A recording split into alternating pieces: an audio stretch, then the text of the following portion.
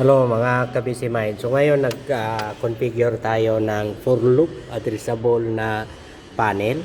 So kapag nag-configure tayo ng addressable fire alarm panel sa ganitong brand ng panel, so kailangan isa-isahin natin ang bawat loop. So hindi pwedeng auto search natin ang lahat ng mga loop na nakakonek. So kailangan tatanggalin natin yung ibang loop para maayos na babasahin niya ang nakakunik na mga device.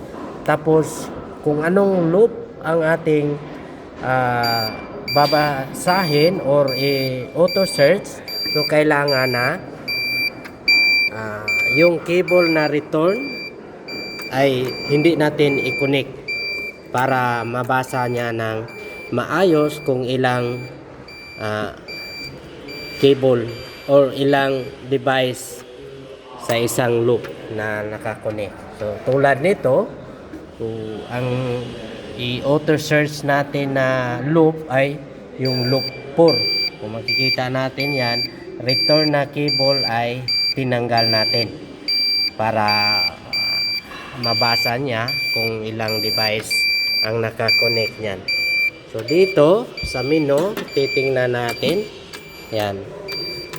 So enter tayo ng menu, password 4 na 2. Yan. So makikita natin diyan may auto search. So i-okay natin yan, loop auto search. Tapos okay natin. Yan. Loop 1. So ang loop 4 ang kailangan nating i-auto search. Yan. Loop 4 accept. Yan.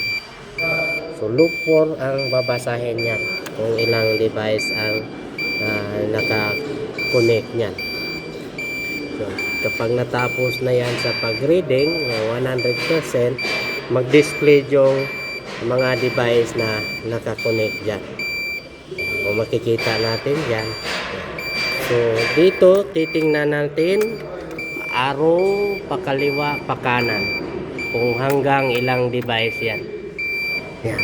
So kung walang address ang device tulad nito 111 walang address. So kailangan tingnan natin yan.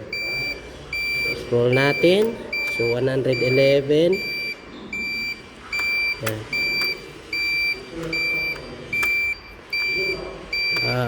Lahat may ito 180 device. So may 190 na walang address, 193, 194.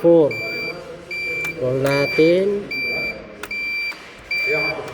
Ayan. So yan lang ang walang address. Tingnan natin. Ayan.